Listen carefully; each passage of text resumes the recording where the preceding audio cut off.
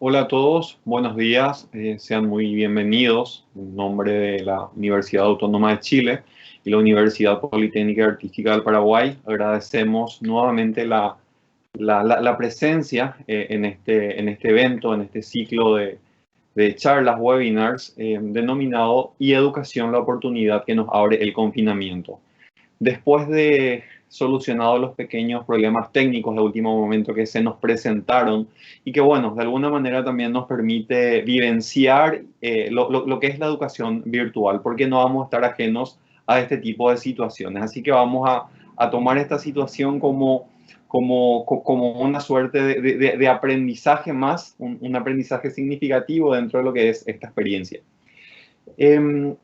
Un poco para los que ya estuvieron, conocen la dinámica, todos los micrófonos de los asistentes, todo el micrófono del auditorio está en modo apagado. La participación se realiza mediante el sistema de chat. Ustedes ven allí los dos iconitos que tienen forma de blogs con un signo de interrogación. Al final de la presentación voy a estar sintetizando las preguntas y en ese momento la expositora nos va a estar respondiendo. Muy bien, en el día de hoy, ya como un complemento de los temas anteriores que estuvimos tocando, ustedes recordarán que primero hablamos del rol del docente y del estudiante en esta era digital. Después estuvimos hablando de lo que implica la transición de lo presencial a lo virtual. También estuvimos hablando de lo que es la evaluación, en repensar en la evaluación para el aprendizaje en línea, y hoy vamos a estar tocando un tema sumamente importante, complementario a todo lo que ya se estuvo diciendo en este momento, y es lo relacionado a las competencias emocionales en la educación a distancia. Para el desarrollo de este tema nos acompaña la magíster Marisol Hernández. Ella es magíster en gestión educacional de la Universidad Metropolitana de Ciencias de la Educación. Es profesora de historia con postítulos en currículum y en evaluación educacional.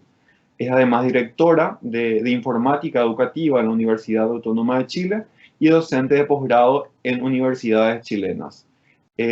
Actualmente ella está haciendo el doctorado en tecnología educativa en la Universidad de las Islas Baleares, España, y es miembro de la comunidad virtual sobre competencia digital docente de la Universidad de Sevilla. Así es que, magíster Marisol Hernández, la escuchamos muy atentamente. Muchas gracias, Freddy, por la presentación y por darnos la oportunidad hoy día de conversar de uno de los temas tal vez más subestimados dentro de lo que es impartir clases a distancia y que tiene que ver con las competencias emocionales. A propósito del título de estas charlas webinar que tenemos, de la educación, ¿cierto? La oportunidad que nos abre el confinamiento. Y es hacia allá, hacia donde queremos ver hoy día cómo generamos una oportunidad de pensar desde la perspectiva de aquellas habilidades blandas que necesitamos como docentes para poder impartir docencia a distancia. Se nos olvida a veces que esto puede ser un factor fundamental. Y no es menor si consideramos que, según calcula la UNESCO, alrededor de 1.600 millones de estudiantes de 188 países actualmente no tienen clases presenciales. Y de esos 1.600 millones de estudiantes, el 91,3% de ellos a nivel global, ¿no es cierto?, se han visto afectados porque solo 96 países de los 188 lograron impulsar soluciones de educación a distancia, lo que nos dice que no es tan fácil llegar a implementar la modalidad, y una modalidad también, digámoslo, lo hemos conversado en las sesiones anteriores, adaptada, porque cuando hablamos de educación a distancia debemos considerar una serie de requerimientos y procesos que en estas instancias no están. Así que tenemos una educación a distancia de emergencia. Independiente de eso, obviamente las universidades han optado, ¿no es cierto?, por ir hacia sus campos virtuales y han convertido en un fenómeno extendido en el planeta esta modalidad y este nuevo escenario educativo, nuevo para la contingencia, digamos, ¿no? Lo que hace que cobre importancia y para que tenga éxito este proceso de enseñanza-aprendizaje, obviamente se requiere que la interrelación comunicativa, pero también la emocional, se dé entre los distintos actores de este proceso, ¿ya? Y es justamente por eso que nos centramos hoy día en el triángulo pedagógico y learning. Quise partir desde ahí, porque es justamente en este espacio en donde se da idealmente, ¿no es cierto?, fluida intercomunicación entre los actores que pueden enriquecer o empobrecer la construcción democrática, colaborativa del conocimiento. Y como vemos en la imagen que les comparto, que fue una de las primeras construcciones que hice dirigiendo tesis, por allá en el año 2011, estudiamos con mi tesista qué producía este escenario a distancia entre docentes, estudiantes y idealmente, ¿no es cierto?, los tutores sociales, que son los que acompañan en el proceso tecnoemocional para evitar la deserción. Y no a propósito, en la cúspide del triángulo están los estudiantes y estudiantes, ¿ya? Porque el primer proceso de construcción en la educación a distancia, el rol principal es del estudiante en colaboración con sus compañeros, y el profesor viene a ser, ¿no es cierto?, un moderador, un mediador, que obviamente entre esta nueva relación a distancia hace que este canal comunicativo se vea entorpecido por un elemento llamado incertidumbre. La incertidumbre por el lado del estudiante de saber si el profesor, ¿no es cierto?, está presente, si me lee, si lee lo que yo digo, si me revisa adecuadamente mis trabajos, si me va a retroalimentar adecuadamente. Y por su parte el docente tiene la incertidumbre si quien responde a los desafíos cognitivos, si quien está detrás de esa pantalla que dice que está en videoconferencia es su estudiante, y si los envíos académicos también son producto de ese esfuerzo intelectual de ese estudiante. Por lo tanto, este primer canal ya se ve entorpecido por una serie de elementos de incertidumbre mutua. Y es no menor, porque pensemos que en educación a distancia la comunicación es multilateral, ya no es bilateral como en el salón de clases, en donde el profesor ve al estudiante y por tanto le pregunta y conversan, sino que acá es la conversación colaborativa, también no vertical, sino horizontal entre estudiantes y el docente.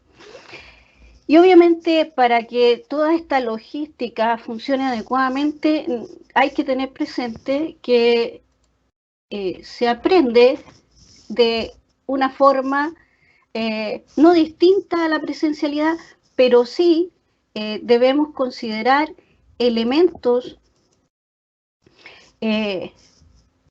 adicionales con mayor preponderancia que la presencialidad. Y ya hay variados estudios, ya han empezado a salir incluso algunos magísteres sobre la educación emocional, que no es un acaso, sino que es un requerimiento y una necesidad en los tiempos actuales, en donde una de las competencias blandas muy importantes justamente esta. Y es por eso que puse este encuadre en el proceso de cómo aprendemos, que desarrolló en su libro el Héctor Ruiz Martín, del 2020, de este año, Cómo aprendemos, una aproximación científica al aprendizaje y la enseñanza, en donde nos dice, ¿no es cierto?, hay una serie de procesos que debemos considerar, cómo funciona nuestra memoria de corto plazo para llevarla a la de memoria de largo plazo y hacer un proceso generativo de construcción de aprendizaje en donde yo integre los saberes y pueda activar mis conocimientos previos para, ¿no es cierto?, poder, gracias a la serie de andamiajes que el profesor va a poner, lograr que el estudiante lleve a buen término la construcción de este saber. Pero obviamente que todos estos procesos cognitivos de atención, memoria, trabajo y memoria de largo plazo tienen involucrada en el proceso de aprendizaje una serie de otros elementos que tienen que ver con, primero, ¿no es cierto?, cómo las emociones y las relaciones sociales se ven afectadas.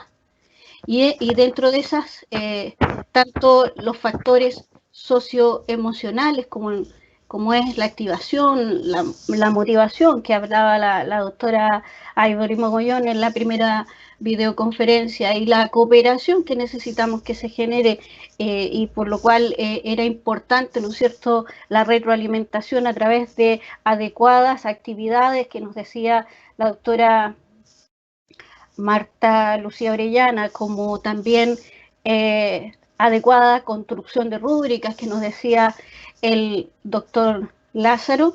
Es también importante tener presente que todos estos procesos de construcción se van a ver afectados, generando una carga cognitiva si las emociones se disparan. Eso es lo que nos dice Héctor Ruiz. Y ahí es donde hay que tener cuidado. No se trata de que estemos pensando en que tenemos que ser simpáticos y divertidos cada vez que hacemos clase, sino que tenemos que evitar emociones fuertes y emociones primarias como el miedo, el temor, la frustración, para que el canal cognitivo esté limpio y podamos generar un proceso de aprendizaje en nuestros estudiantes.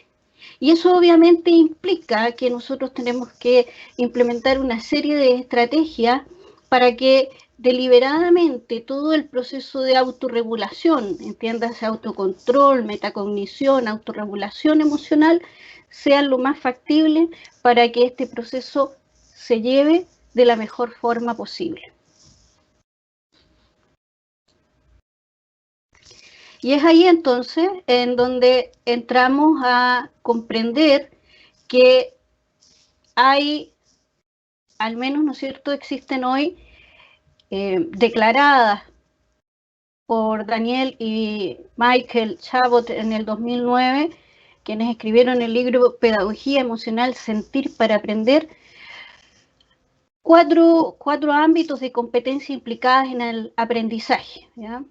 Las cognitivas, que son aquellas que están asociadas al saber y al conocimiento; las técnicas, las que están asociadas al saber hacer; en tanto las racionales son las que nos permiten interactuar con los otros; y al final, pero no menos importante, las emociones que nos permiten sentir las cosas y actuar en consecuencia.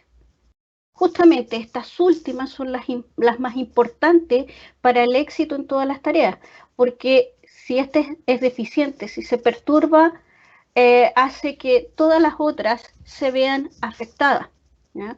Por lo tanto, cuando estamos en un ciclo de aprendizaje, debemos considerar las cuatro en igual grado de importancia.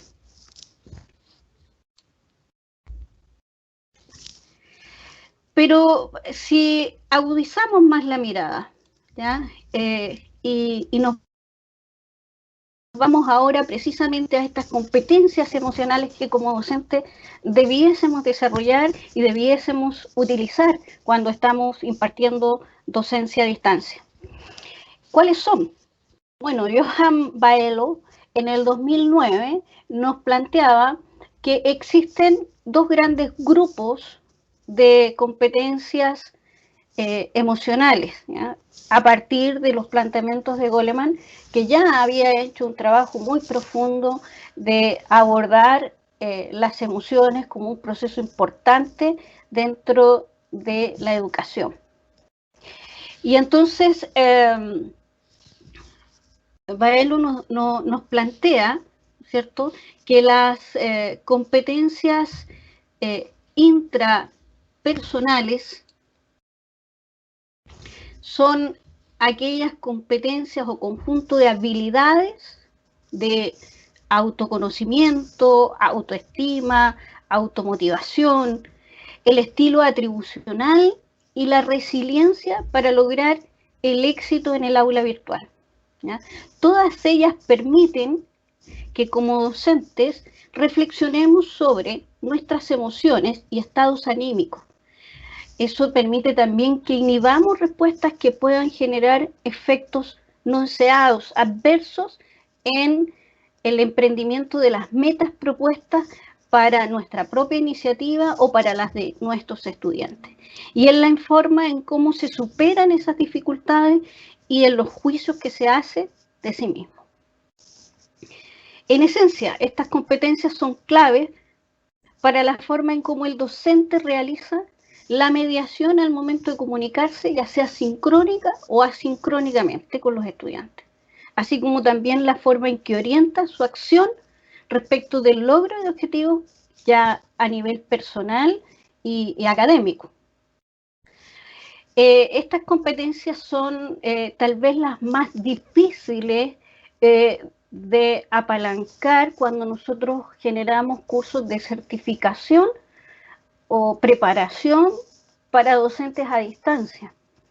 Y aquí les comparto una experiencia muy, muy personal. Yo cuando partí hace muchos años atrás haciendo clase en Magíster totalmente e-learning, estuve mucho tiempo, creo que alrededor de un mes, leyéndome, devorándome todos los libros que habían para poder impartir esa asignatura. Y creyendo de que iba a ser mejor docente si manejaba al dedillo todos los contenidos. Cuando entré a la plataforma y comencé a interactuar con mis estudiantes, a la primera semana ya me había dado cuenta de que eso no era la clave del éxito, sino la interrelación y cómo yo generaba y detonaba el deseo y el ánimo de mis estudiantes que autónomamente quisieran seguir participando y quisiesen aprender y compartir. Y desde ahí entonces me di cuenta de que mientras yo más disfrutara del proceso educativo y mientras menos academicista me volviese, sino más bien generativa de instancias de aprendizaje, el curso iba tomando un rumbo más bien propio. Y entonces ahí me di cuenta de que en realidad había que disfrutar la asignatura para poder, desde el deseo y el anhelo de generar un espacio colaborativo de construcción en donde no queramos ser nosotros los que tengamos la última palabra, sino nuestros estudiantes. Yo aquí recurro a los historiadores, a mi formación de profesora de historia, y le digo que el profesor cuando entra al espacio de la educación a distancia se convierte en un pares interpares, ¿ya? El líder entre todos, pero no el más importante. Uno más, que es clave, pero dentro de una red de personas que necesitan tener un objetivo común que es aprender. Así que las competencias interpersonales no son menores, porque implica desmitificarnos de este rol academicista y realmente ser mediadores. Luego, las competencias interpersonales, que son son aquel conjunto de habilidades que tiene que ver con la asertividad, ¿ya? Con tener una buena comunicación a través de un respeto mutuo, empatía, poder gestionar el conflicto, ser un influencer, si queremos llevarlo al concepto actual de nuestros estudiantes, ¿ya? Tener influenciar positivamente a nuestros estudiantes y el poder de negociación que necesitamos establecer dentro de la comunicación. Son competencias que inciden en la interacción que se da en el aula entre el estudiante y el docente, pero también entre los propios estudiantes y que se expresan, ¿no es cierto?, en el establecimiento y mantención de relaciones positivas. Estas competencias emocionales, tal como les comentaba, son difíciles de desarrollar en el profesor porque también están bastante subestimadas, ¿no? Porque seguimos con ciertos parámetros y patrones anquilosados que venimos trayendo porque aprendimos así, nos enseñaron así y nosotros creemos que tenemos que seguir enseñando de la misma forma. Entonces las investigaciones que hemos desarrollado nos dan cuenta de que justamente las competencias intrapersonales son las que tenemos menos integradas como docentes y entonces las autoestima, la automotivación, el estilo atribucional y la resiliencia son elementos que están bastante dejados de lado. Lo que no es menor, porque fíjense que en el 2013, Pereira, Ribeiro, Depes y Santo evidenciaron que el cerebro es capaz de contornar las dificultades para aprender. ¿Ya? Cuando es estimulado y es preparado para eso, ¿ya? Se pueden adecuar. Y somos nosotros, dicen ellos, los profesores quienes podemos interferir y desarrollar a través de estrategias que estimulen y faciliten el aprendizaje. Pero para eso es clave y depende de la empatía e identificación de nuestro objetivo de trabajo y con las personas con las cuales interactuamos en lo cotidiano, ¿ya? Eso significa entonces que el docente precisa obtener placer en la interacción entre los sujetos. ¿Se acuerdan lo que yo les comentaba hace unos minutos atrás? Esto de que cuando disfrutamos de la actividad es mucho más fácil llevar al estudiante. Por eso es que se dice que la educación es principalmente emocional, ¿ya? Y desde ahí entonces podemos activar procesos generativos, escenarios de aprendizaje, ¿ya? En la medida en que se tenga placer en lo que se hace, se puede enseñar mejor. Por eso que es importante que las competencias intrapersonales, también como las interpersonales, sean adecuadamente desarrolladas y consideradas cuando estamos preparando a los docentes para hacer educación a distancia. Recuerdo en una oportunidad preparando docentes para otras instituciones que les explicaba cómo dar una adecuada retroalimentación. Y aquí me paso a las funciones que tenemos, ¿no? Y le explicaba cómo dar feedback adecuado, ¿ya? Entonces teníamos un escenario de simulación y ponía yo ahí la instancia de una estudiante que había hecho una participación en el foro de 250 palabras. Y les pedía que retroalimentáramos, ¿ya? Función orientadora. Y hubieron varios docentes que la retroalimentación que hicieron tenían 1.200, 1.300 palabras. Entonces yo les decía, con citas, llenas de citas, ¿no? Este rol pedagógico academicista que tenemos en el ADN. Y yo le explicaba a ese profesor, piense usted en ese estudiante, que con mucho esfuerzo hizo sus 200 palabras para explicarle a usted la respuesta a ese desafío cognitivo que usted puso en la plataforma, en ese foro. y que usted se lo está retroalimentando con 1200 palabras. Es como darle una bofetada y decirle, no sabes nada. Que tal vez podemos, además, ahí yo les decía hace unos minutos atrás, la comunicación en el espacio virtual es multilateral y nosotros tendemos a querer replicar la comunicación bilateral que tenemos en el salón, entonces tratamos de conversar uno a uno con los estudiantes. Yo le digo, eso no es comunicación a distancia, porque acá no hacemos comunicación uno a uno, hacemos una comunicación colaborativa, horizontal. Por lo tanto, si yo voy uno a uno a los estudiantes, el estudiante deja de leer a sus pares, porque se centra en lo que quiere escuchar del profesor. Ah, mira, ahora no me habló, oh, y me siento mal. No, cuando usted habla todo el curso, es mucho más fácil que el estudiante también quiera leer y valide a sus pares como elementos de aprendizaje. Por eso que dentro de las funciones del profesor a distancia hay que agregarle una serie de otros elementos, no solo el pedagógico, sino que también tenemos que ser buenos orientadores de feedback, de situaciones, de conducir procesos de aprendizaje, organizar adecuadamente las instancias para llevar a nuestros estudiantes. ¿No?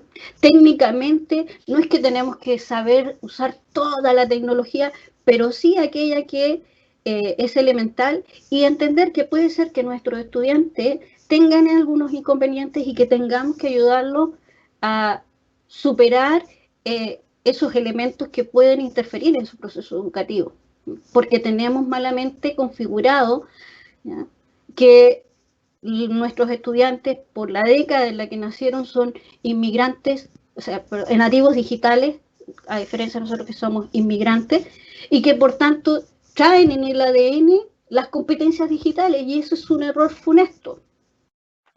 Ya en el 2019 se dijo que los nativos digitales no existían como tal, y que lo que teníamos eran náufragos digitales.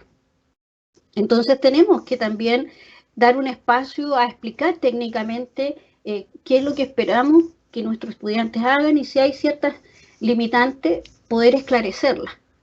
Por lo tanto, el elemento social de comunicación es tremendamente importante en estos espacios. Desde la empatía de entender qué puede ser lo que está sucediendo con mi estudiante, ¿no?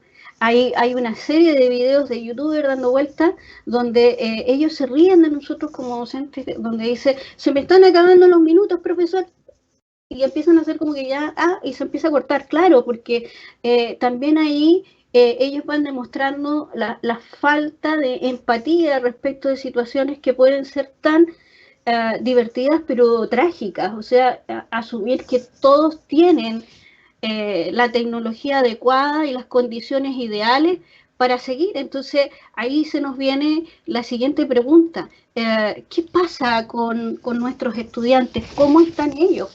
¿Qué competencias emocionales están detonando y cómo los podemos conducir adecuadamente hacia un proceso favorable educativo para que esa carga, ¿no es cierto?, cognitiva se disminuya al máximo, para que el canal esté limpio para aquellos procesos generativos que son los que necesitamos. Bueno, los estudiantes en general tienen un desafío importante con respecto a lo que es la autorregulación y la automotivación emocional. Son dos elementos sumamente importantes en términos de el proceso generativo. En el 2015, La Vega, Pérez y Costés y Prat hicieron un estudio en donde fueron viendo cómo las competencias emocionales afectaban en el desarrollo del el desempeño de los estudiantes. Y yo aquí, a motivo de, les puse un ejemplo de una de las frases, ¿no es cierto?, que arrojaba esta investigación, ¿no?, de cómo el estado emocional que ellos tenían se podía ver reflejado en cómo afrontaban el desarrollo de un cuestionario y cómo sus emociones iban jugando más en contra que a favor y que no tenía que ver con cuánto sabían, sino con el bloqueo del temor mismo de lo que estaba sucediendo. Eso por un lado. Ustedes me dirán, bueno, pero no todos son así, hay algunos que realmente pueden, no les abruma, ¿no? Sino que principalmente lo único que les interesa es la siguiente frase: tengo que estudiar, pero no tengo ganas. ¿Ah? Y podría ser lícito, ¿no? Hoy día, en un escenario tan desfavorable como es estar confinado y no sabemos en qué condiciones, puede ser que en espacios mínimos, con mucha gente, no lo sabemos, no sabemos cómo están nuestros estudiantes. Entonces, claro, puede tener muchas ganas de entrar a Facebook, Instagram, TikTok, Twitter, ¿no es cierto?, a las redes sociales. Entonces, ¿quién nos está dando cuenta de esto? Bueno, aquí hay una serie de desafíos que tenemos que tratar de ayudar en nuestra presencia. La semana pasada capacitábamos a nuestros estudiantes de pedagogía que van a dar práctica ahora y me preguntaban, o sea, ¿cómo hacer para que mis estudiantes se motiven? Yo les decía, uno de los elementos claves es la presencia del docente. La presencia. ¿Cómo hago yo presencia en el espacio virtual? ¿Ya? Porque cuando yo siento que mi profesor está presente, me siento mucho más tranquilo y las emociones primarias de temor y frustración descienden. Entonces, el estar presente permitiría que este elemento de emociones primarias descienda y evitemos, ¿no es cierto?, con buena comunicación y asertivamente que la procrastinación y el pubins se detonen como grandes desafíos de los estudiantes que entorpecen su proceso académico. ¿Y a qué nos referimos acá? Bueno, la procrastinación tiene que ver con este principio básico que nosotros en Chile conocemos como el no dejes para mañana lo que puedes hacer hoy. Es decir, cuando empezamos a postergar nuestras obligaciones, ¿ya?, para un después, porque en esencia lo que va a tener es una decisión bastante desfavorable o una alta carga de estrés, ¿no es cierto?, para rendir, lo que finalmente para todo el proceso educativo no es el más favorable. Entonces, la procrastinación no es que el estudiante no sea un flojo, ¿no? Son decisiones que se toman desde la frustración, son decisiones más bien irracionales, que buscan una compensación temporal, pero inmediata, al postergar algo que te es desagradable, difícil de afrontar. Y te es difícil de afrontar y te genera, justamente, detona emociones negativas, emociones de primer orden: ansiedad, inseguridad, frustración. Por eso cuando se diseñan espacios educativos instruccionalmente para la educación a distancia, una de las cosas importantes que yo siempre le digo a mis estudiantes y a mis diseñadores: nosotros aquí tenemos que, como decían los griegos, llegar al justo término medio cuando diseñamos. Ni muy difícil, ni muy fácil. Si lo hago muy difícil, se frustra, lo deja. Si lo hago muy fácil, lo desestima. No sirve para nada esto. Entonces, el justo término medio del desafío. Como decía la doctora Marta, no necesito abrumar al estudiante con cientos de guías. ¿ya? Para que desarrolle. No, basta con que diseñe adecuadamente un buen desafío cognitivo en el que requiera de una serie de habilidades y me demuestre que la competencia que debiese el aprendizaje esperado, ese objetivo que me establecí pedagógico, se cumplió. Entonces, la procrastinación es un elemento no menor y que tiene que ver también con que nosotros en este escenario de contingencia no tenemos diseño instruccional y es muy probable de que el alumno se vea abrumado por una serie de exigencias académicas que termina haciéndole el quite para esta compensación inmediata. Por otra parte, el Fubins es una palabra compuesta que proviene de la conjugación entre el FOMS, el teléfono, y el Snubbins, que es el desaire, ¿no? Entonces, cuando hablamos de que hoy día los estudiantes, y no los estudiantes, sino la población en general, mira constantemente su celular durante las conversaciones, ya sea analógicamente o offline, descuidando la comunicación interpersonal, ¿ya? Este es un elemento no menor. Entonces, Olixa, Liu, Cadena, Dean, hay muchos estudios hoy día apareciendo que nos hablan de este concepto. De hecho, en la investigación que estoy desarrollando en mi tesis doctoral, uno de los elementos que se le preguntaba al estudiante era si se conectaba conversaba por celular, ¿no es cierto?, mientras estaba compartiendo con su pareja, con su familia, en clase, estando con los amigos, para verificar cómo estaba el Puffins en nuestros estudiantes. Y efectivamente, las únicas instancias en donde este baja notablemente es cuando están con la pareja o cuando están con la familia. Hay una pequeña diferencia según sexo de uno y otro, pero en esencia sabemos que hoy día los estudiantes, estando en la sala de clase,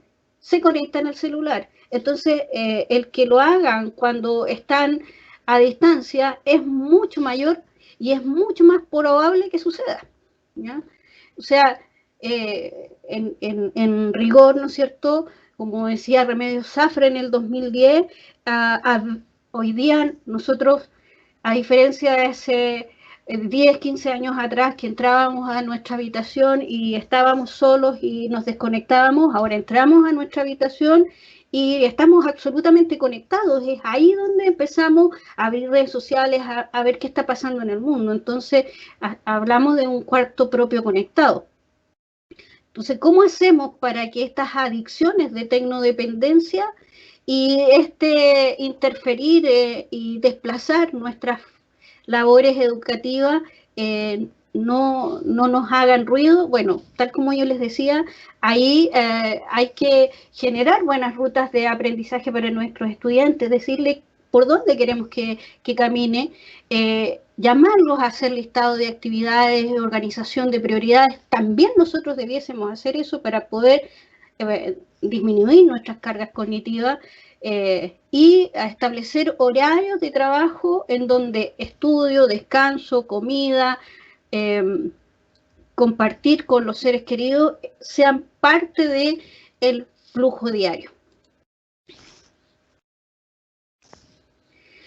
Y eso también, ¿no es cierto?, nos lleva a mirar que las competencias emocionales son un elemento clave que hoy día incluso el Banco Mundial en los estudios y las publicaciones que ha hecho nos ha establecido y nos ha hecho un llamado de atención como sociedad diciéndonos que hay aproximadamente 420 millones de jóvenes menores de 25 años que no están equipados con habilidades fundamentales, y una de esas habilidades son las socioemocionales.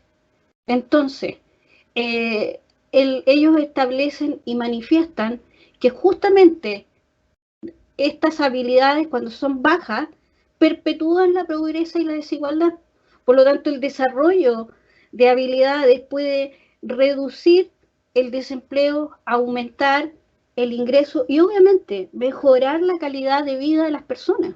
Entonces, cuando estamos hablando de competencias emocionales, estamos hablando de que podemos llegar a esferas mucho más allá de aquellas que uno pudiese pensar que tienen que ver con el si estoy o no estoy feliz en la clase, sino cómo yo retroalimento, cómo llego a mi estudiante, cómo le doy un feedback a través de una evaluación o de una participación en un foro o de su construcción en una wiki, de un trabajo colaborativo. ¿Cómo hago que él sienta que estando a kilómetros de distancia, solo tras una pantalla, yo también estoy conectado y estoy preocupado de generar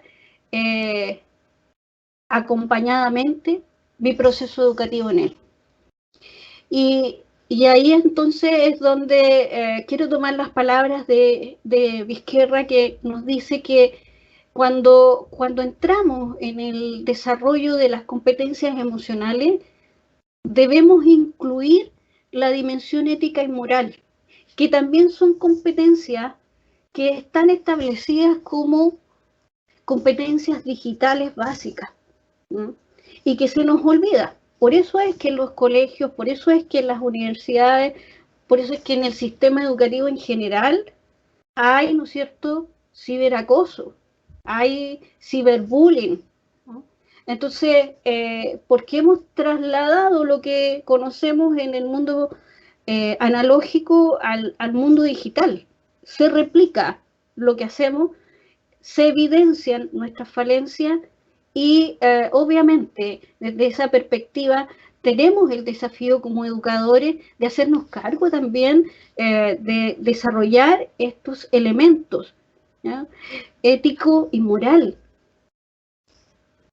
Y aquí una reflexión muy a título personal: educar en las emociones es fundamental, porque si bien en educación a distancia eso nos permite, ¿no es cierto?, resolver favorablemente los conflictos y llevar a tomar mejores decisiones antes de escribir algo, también nos permite tener una vida mucho más saludable y armoniosa, ¿no? Una de las cosas que generalmente siempre sugiero cuando se trabaja en educación a distancia, que le digo a los profesores es, toma distancia, ¿no? Toma distancia del proceso de lo que está sucediendo. Tómate tu tiempo antes de responder.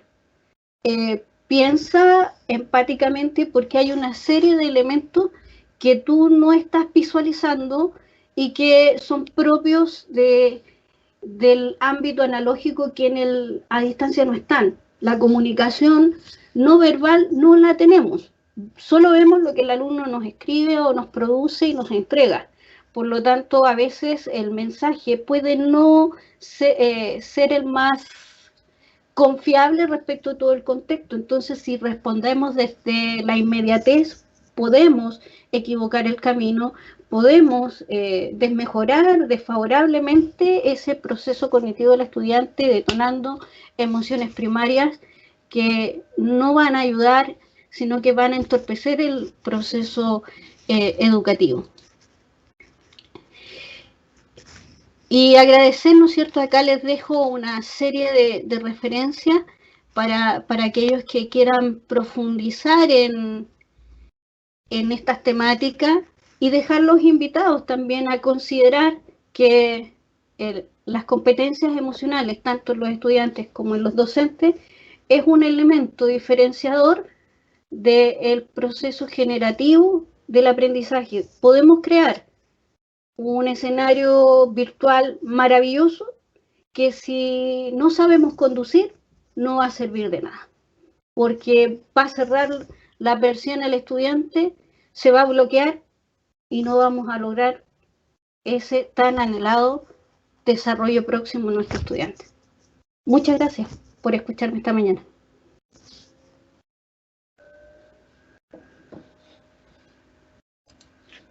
Muchísimas gracias, Magíster Marisol Hernández, por su excelente exposición.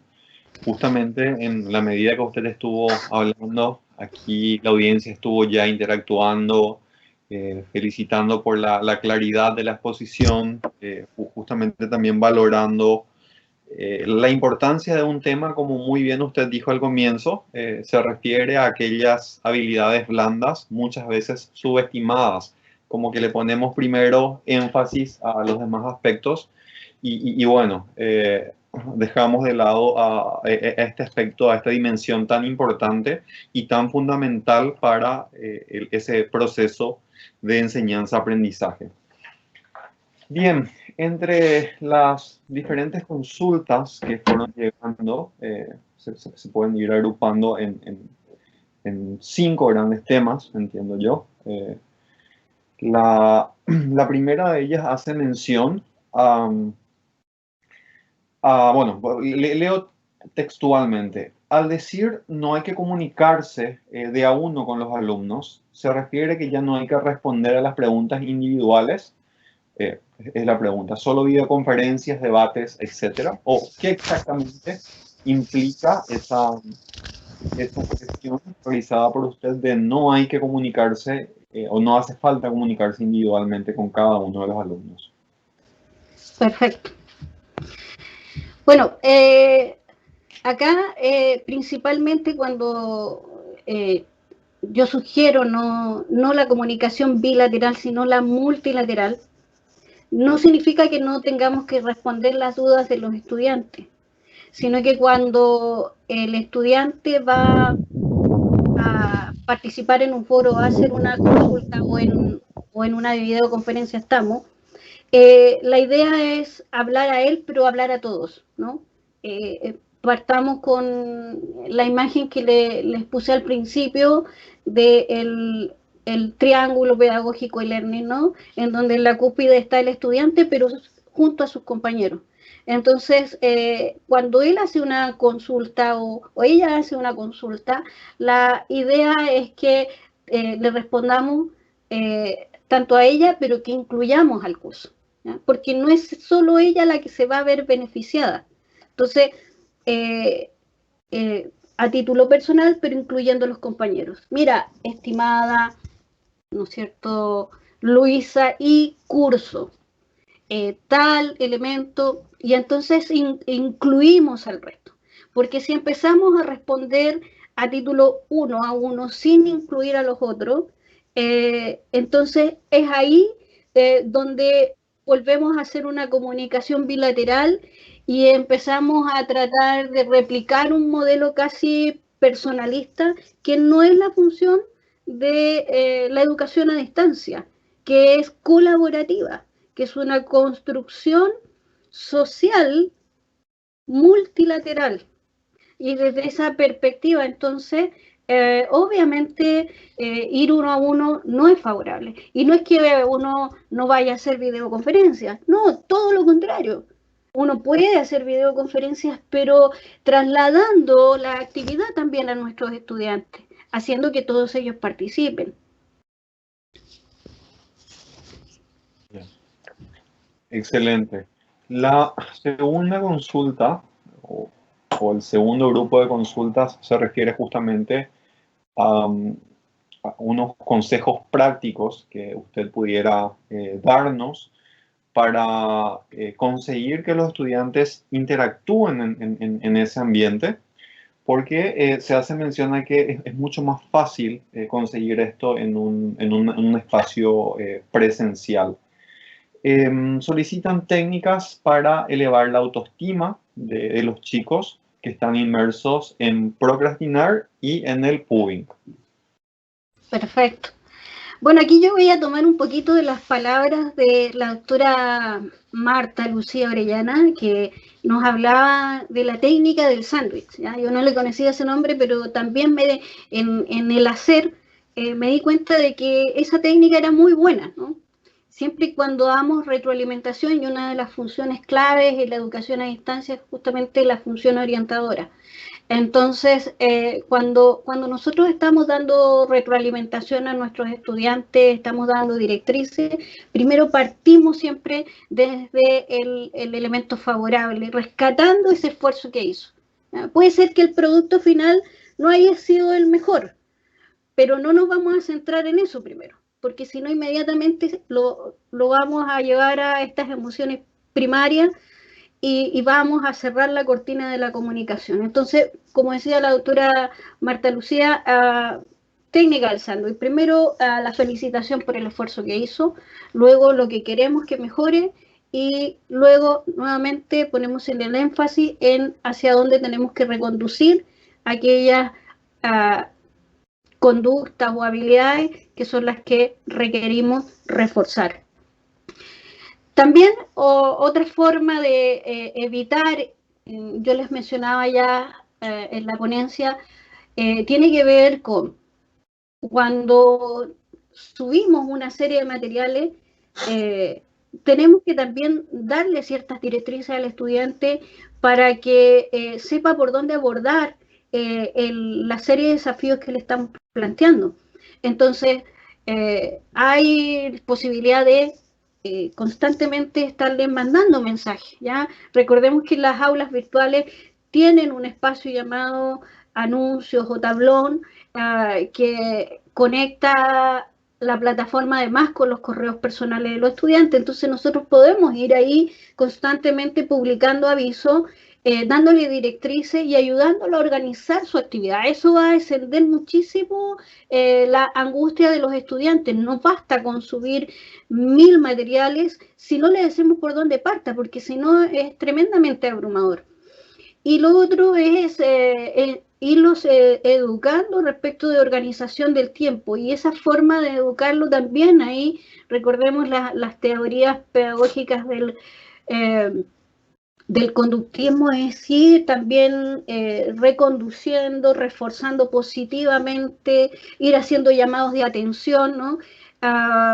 Ahí es muy bueno nosotros empoderarnos como profesores y ir monitoreando la actividad que el estudiante va teniendo en la plataforma, ir viendo quiénes han interactuado con los materiales que hemos subido antes de llegar a los plazos fatales, ¿no es cierto? Porque se termina el tiempo y entonces con antelación empezar a mandar mensajes y decirle, oye, mira, no he visto que hayas revisado el material, que lo hayas descargado y te quedan 3 días para la evaluación, por favor, ¿no es cierto? Hazlo con tiempo para evitarte el estrés y que puedas empoderarte y decirle por qué es importante esa actividad. Por otra parte, si los estudiantes sí lo hicieron, también mandarle un mensaje, porque eso eleva su autoestima. Claramente, si yo le mando un mensaje positivo a mi estudiante y le digo, oye, he visto que revisaste ya el material, que estás trabajando, te felicito porque te estás haciendo cargo, eso también sube importantemente la autoestima y hace que la actividad del estudiante sea mayor.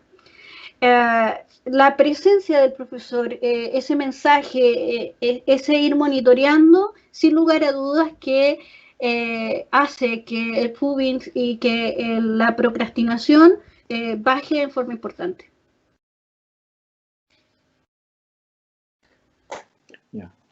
Excelente. Siguen llegando más mensajes, un poco justamente en la línea de felicitar por la claridad de la exposición y por el interés que representa este tema, que sin duda es un tema muy poco explorado. Como penúltima pregunta, son cuestiones más bien técnicas. Dicen cuáles serían los elementos característicos de las relaciones interpersonales e intrapersonales, y también sí a qué se refería exactamente cuando hablaba de estilo atribucional. Ya, bueno, cuando hablamos de estilos atribucionales, ahí estamos principalmente manifestándonos, ¿cierto? Hacia dónde dirigimos, cómo conducimos a nuestros estudiantes, cómo trasladamos también responsabilidades en ellos, pero acompañándolos, ¿no? Cómo generamos poder y gestionamos junto a ellos como líderes, ¿ya? ¿Se acuerdan esto de el pares interpares? ¿Ya? No, no solo es estar ahí, sino también mostrarnos planeadamente a situaciones que podrían terminar en conflicto. Entonces, el estilo atribucional más bien tiene que ver también con ayudar al estudiante a la autogestión, a la autorregulación. Por ejemplo, damos trabajos en equipo, ¿ya? Esto mal llamados trabajos en grupo, ¿no? Que son cosas distintas. Generamos trabajo en equipo y una forma de llevar este estilo atribucional y ir dando estas definiciones y directrices para que el alumno se empodere y haga carne todas sus responsabilidades y entre ellos se pongan de acuerdo. Bueno, hacemos actividades colaborativas, pero pocas veces le damos la oportunidad a los estudiantes previamente de ponerse de acuerdo de qué es lo que espera que sus pares hagan dentro de este trabajo colaborativo, ¿no? Una de las cosas que generalmente yo hago a mis estudiantes es que llenen sus propios estatutos. ¿Qué voy a hacer yo? ¿Cuál va a ser el líder del equipo? ¿Quién me va a mandar el trabajo final? ¿Y qué va a aportar cada uno de ustedes? ¿Cuál es su fortaleza? Ah, mira, mi fortaleza es esta, no, yo me voy a encargar de la edición, mira, yo voy a ir buscando materiales. Y luego se van a juntar y van a trabajar todos, ¿no? Entonces, pero el desafío mayor que tiene estas generaciones de estatutos dice relación, y es cuando más devuelvo los estatutos, ¿qué pasa si mis compañeros no hacen la parte que dijeron que iban a hacer? ¿Cómo resolverlo? Usted le está dando la responsabilidad a su estudiante de ponerse de acuerdo. Entonces, cuando llegue el minuto en que alguno de ellos efectivamente no haya hecho parte de su trabajo, usted le dice, a ver, ¿qué dijeron ustedes en el estatuto?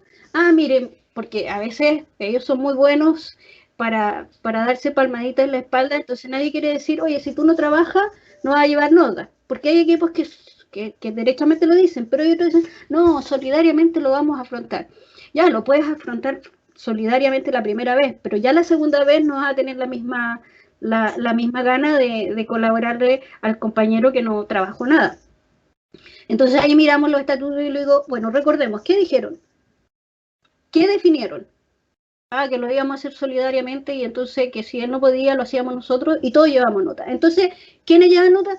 Todos. ¿Quiénes lo definieron? Nosotros. Entonces tú estás, ¿no es cierto?, derivando y haciendo que el estudiante se empodere de sus acciones y se autorregule, ¿ya?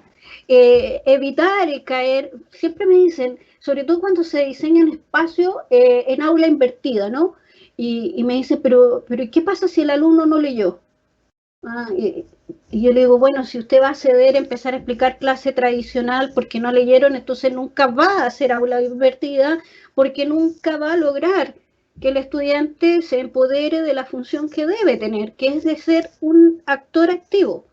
Entonces ahí donde nosotros tenemos que ir trasladando, educando a nuestros estudiantes en estas atribuciones en las cuales nosotros somos guías, pero para ser guías tenemos que planear con antelación, tenemos que pensar en todas las posibilidades. Siempre cuando diseñamos espacios virtuales, le preguntamos a los profesores y les decimos, ya, a ver, ¿cuáles son los típicos errores que cometen tus estudiantes cuando tú desarrollas la actividad? Entonces empecemos a trabajar en todos esos elementos y cómo instrumentalmente podemos irlos apalancando para que no se vuelvan a reiterar. ¿Ya? Me habías preguntado algo más, pero no lo recuerdo cuál era. Bueno, era el estilo atribucional que ¿Sí? te acaba de responder. Y la otra pregunta de la mano de esta se refería a los elementos característicos de las relaciones interpersonales e intrapersonales. Ya. Bueno, las características del competencias interpersonales. A ver, tiene que ver más bien con aquellas funciones que me permiten a mí como docente desarrollar de la mejor forma posible la comunicación e interacción con mis estudiantes, ¿ya? Son esa serie de habilidades blandas que me permiten tener empatía, por ejemplo, en la forma de mandar el mensaje, esa forma de asertividad para decir algo, respeto mutuo, pero también ser muy buen negociador. Lo que les decía, por ejemplo, respecto de que en el espacio a distancia, en el espacio virtual, no vemos al estudiante, solo recibimos mensajes, ¿no?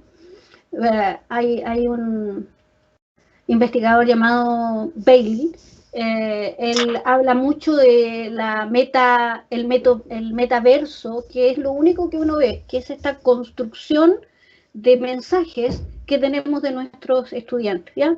Eso es lo que tenemos para construirnos una imagen de quién es el metaverso, las participaciones, todos los mensajes escritos que tenemos del estudiante. Y a partir de eso tenemos que entender quién es, qué es lo que quiere y qué es lo que lo comunica. Pero a veces el estudiante está tan ofuscado porque se detonaron absolutamente esas emociones primarias y le manda un mensaje, todo escrito con mayúscula y siendo muy directo y muy rudo, porque además como tenemos una comunicación horizontal, entonces para ellos es difícil entender que el pares, interpares no es uno igual.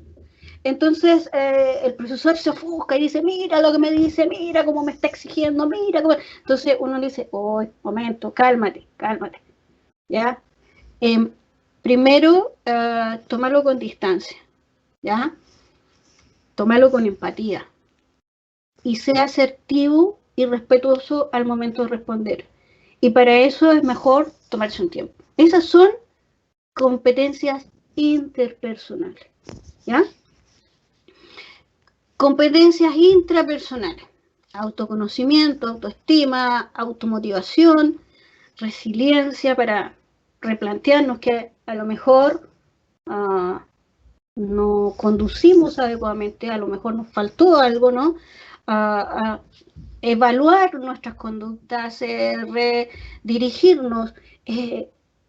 El autoconocimiento y la autoestima son sumamente importantes porque son típicos elementos clave que se visualizan en plataformas cuando el profesor necesita autoafirmarse poniendo esas eternas participaciones en los foros con 1000 citas para que todos digan que yo soy una enciclopedia caminando y que por eso estoy dando las clases que estoy dando, ¿ya? Entonces las competencias emocionales intrapersonales son aquellas que nos permiten moderar nuestra forma de conducirnos para que en las competencias interpersonales, como finalmente transformamos el proceso comunicativo, fluyan de la mejor forma.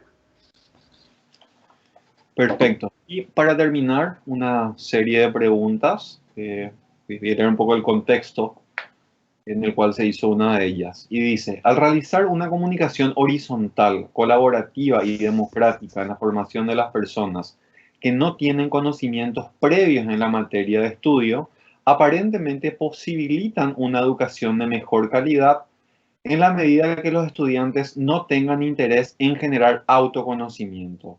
¿Cómo logramos generar ese interés? De la mano de esta pregunta dice otra consulta, si podemos hablar de que son más sensibles los estudiantes en el sistema online, en el sentido de que, bueno, de repente esas respuestas quedan por escrito y bueno, es más fácil herir las susceptibilidades.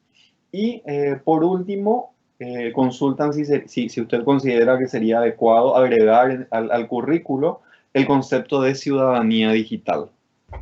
Perfecto. Ya. Son hartas cosas las que consultan, ¿eh? Sí, las tuvimos que meter una sola porque son las últimas. Sí, a ver, ¿cómo logramos que los estudiantes construyan colaborativa, democrática, ¿no es cierto? Y horizontalmente si no están preparados. Tenemos que prepararlos. Y ahí el mensaje constante y permanente, como la abuelita nos decía mil veces hasta que entendíamos, ¿no?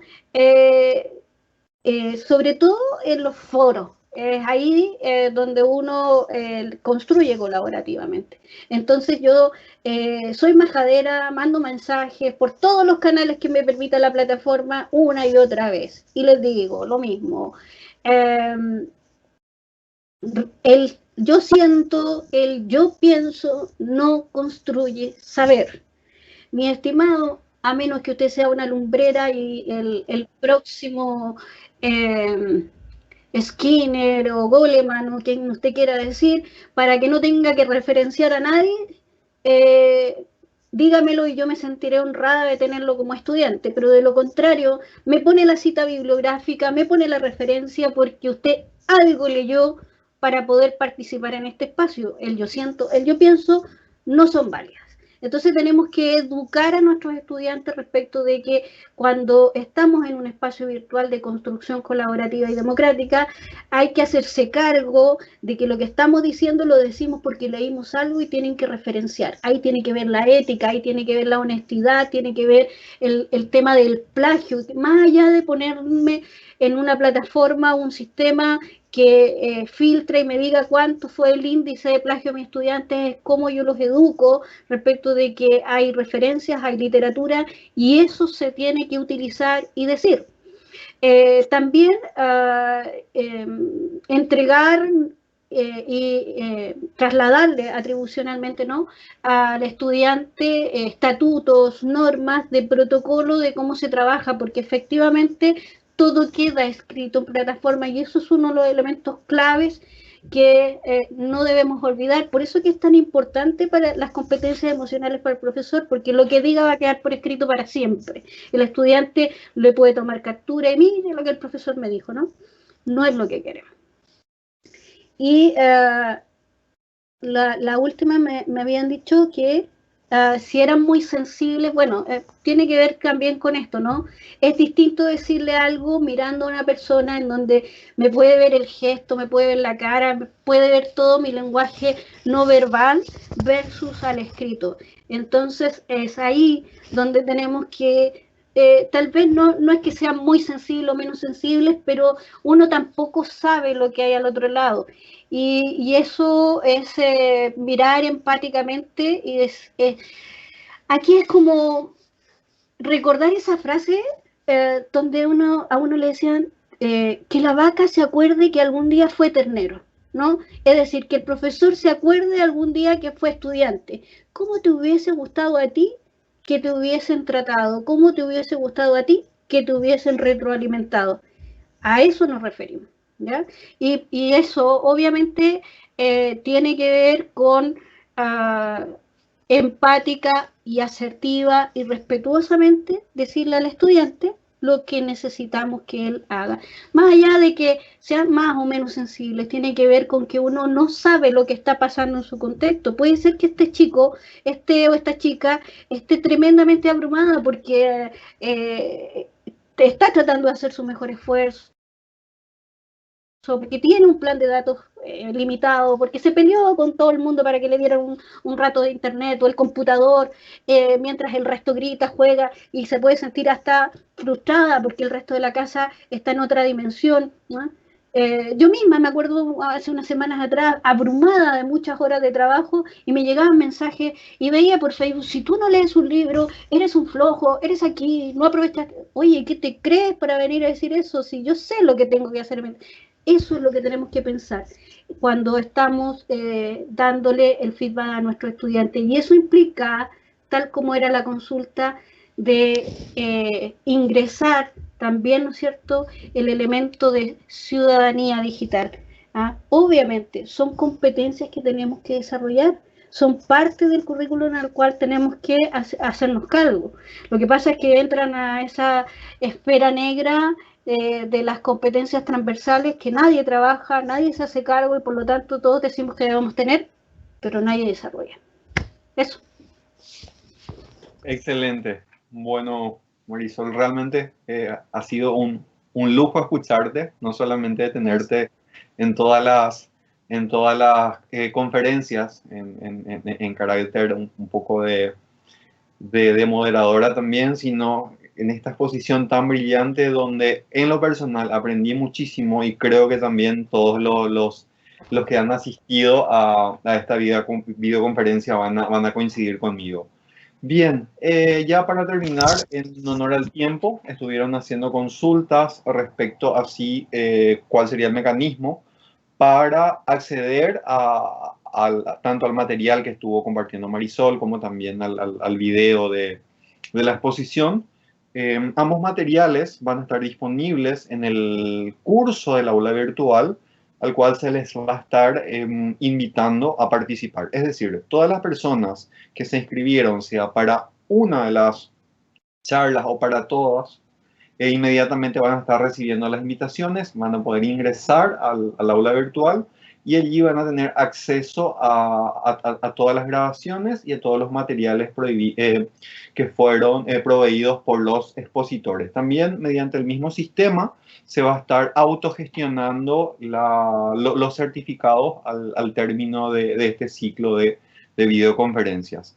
Si es que por hoy terminamos, te paso de vuelta la palabra, Marisol, para que puedas despedirte de la audiencia y luego cerramos. Muchas gracias, Freddy. Ha sido un placer ir desarrollando cada una de estas charlas. Muchas gracias a toda la audiencia. Partimos bastante dificultosos porque, bueno, hubo un problema técnico que escapa a la universidad, pero les agradezco el haber igual de todas formas llegado a la videoconferencia de hoy día. Agradecerles esta oportunidad, recordarles que en la medida en que el profesor disfruta, los alumnos también lo hacen y que la educación es eso, emociones. Así que un abrazo para cada uno de ustedes y espero esta haya sido una instancia de mutuo aprendizaje. Que estén muy bien. Nos vemos en las próximas charlas. Excelente. Entonces nos vemos mañana a la misma hora. En esa ocasión nos va a estar hablando el Máster Xisco Lirola sobre el tema titulado Diseño Instruccional en la creación de cursos. Así es que los esperamos de vuelta mañana y una vez más, gracias por participar. Hasta luego.